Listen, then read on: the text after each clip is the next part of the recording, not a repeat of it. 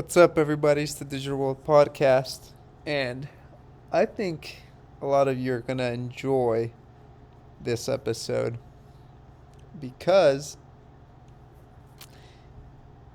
it's going to reveal a lot of what your comments have been saying. So, without further ado, let's get right into it.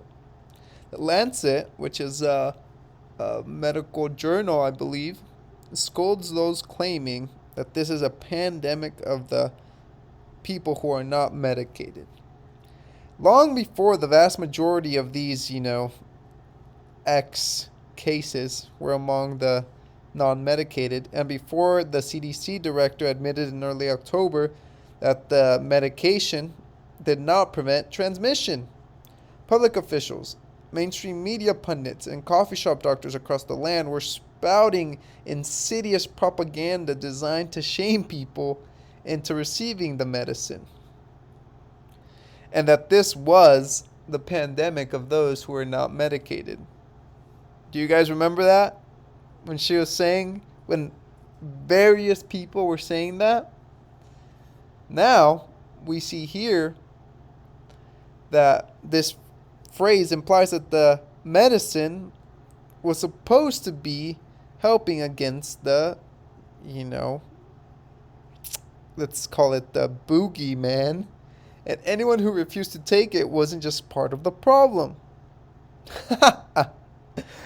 Oh man, what a twisted world, huh? In a late November note, the Lancet published a letter from Gunther Kampf, a prolific researcher at the University of Greifswald in Germany. He excoriates those calling this a pandemic of those who aren't medicated, amid increasing evidence that the medicated individuals continue to have a relevant role in transmission. So let me explain that in layman terms. What that means is it doesn't matter if you receive the medicine, you're almost just as likely or as likely to transmit whatever is going around. So that immunity or so-called immunity that they're telling you that you have is really not really the case. You might get a false sense of security, right? And for some folks that's more than enough. But in reality, if you see the statistics in other countries, you see that those who are medicated are actually the ones who are testing positive for whatever is going around. I mean, you look at this and you think, like, what in the world, right?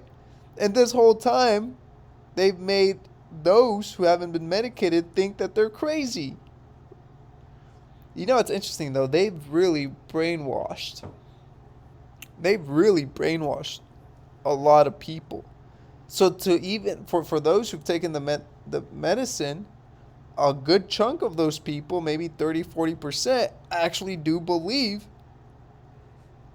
what they've been told. And even when they get news like this, they don't believe it. They will not believe it.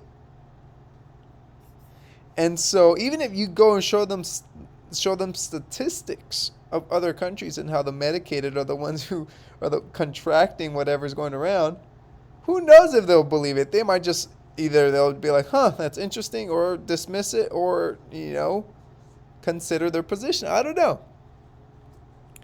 Now it says here in the USA and Germany, high-level officials have used the term pandemic of the unmedicated, suggesting that people who have been inoculated are not relevant in this whole epidemiology, which is clearly false.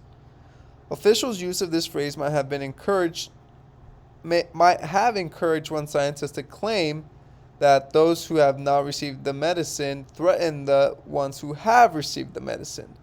But this view is far too simple. There's increasing evidence that medicated individuals continue to have a relevant role in the transmission. In Massachusetts, a total of 469 new cases were detected during various events in July. 7% of these cases were in people who were fully or partly medicated, and 79% of whom were symptomatic. So, folks, I mean, cycle threshold values were similarly low between people who were fully medicated and people who were not medicated. Not fully medicated, or those whose status was unknown, indicating a high viral load among those who were fully medicated. So, we see that it's giving statistics about earlier in the year.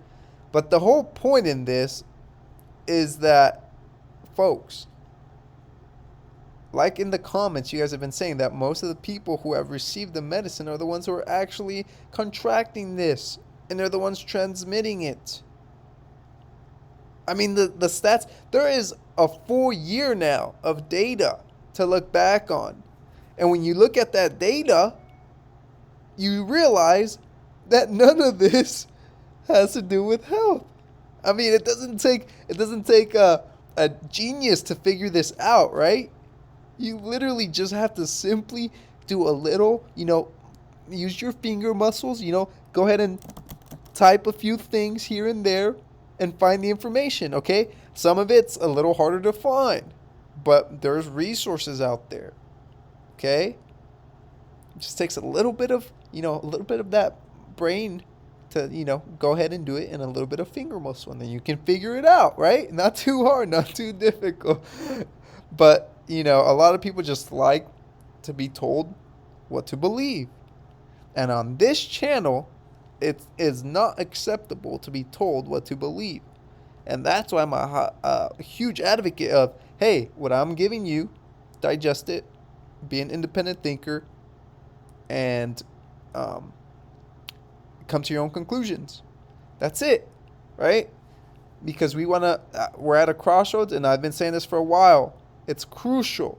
And if I can reach out to at least one person, I'm doing my job, right? Because we're in the midst of something enormous. And hopefully, as many people as I can reach, that's my goal. Okay, but it starts with one person at a time. Anyway, this is the Digital World Podcast, and I'll see you guys in the next episode. Stay critically thinking, fellow subscribers. Have a good one.